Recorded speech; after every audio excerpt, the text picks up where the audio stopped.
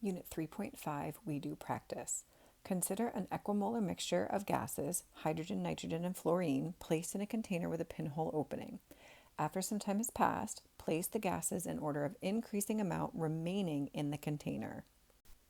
So for this question, I've already set some things up that we sort of need to understand and visualize for this to be able to answer this question. So first of all, equimolar just means that there's an equal number of moles for each of these gases. So for this visualization, I just made 1 mole equal to 4 particles. So we've got 4 particles of our fluorine, nitrogen, and hydrogen gas in one side of the container. And then we've got that little pinhole opening. Notice this is not in any way, shape, or form drawn to scale.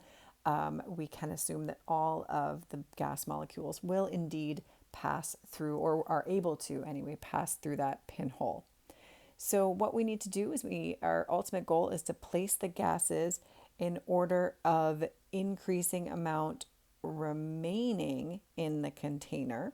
So we need to figure out how quickly each of these gases are going to diffuse from one side of the container to the other. And Graham's law states that the rate at which they diffuse, or effuse, is going to be a function of their molar mass. And the smaller ones, or the smaller the molar mass, the more quickly they're going to diffuse or effuse, which makes sense because they're the ones that are going to be moving faster.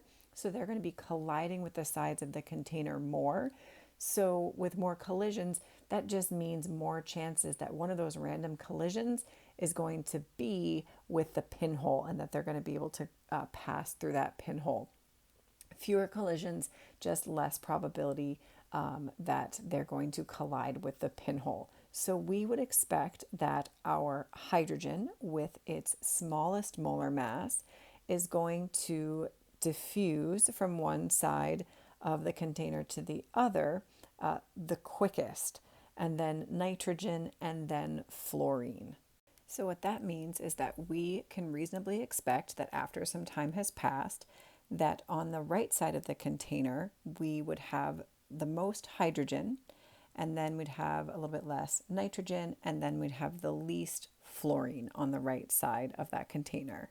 But what the question asks isn't how much gas we're going to have in the right side of the container, or what has passed through that pinhole.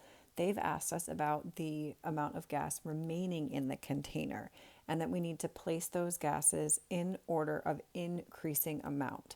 So our hydrogen, we have the least amount, that's going to go first.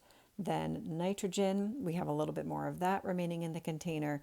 And then we have the most fluorine remaining on the left side of the container.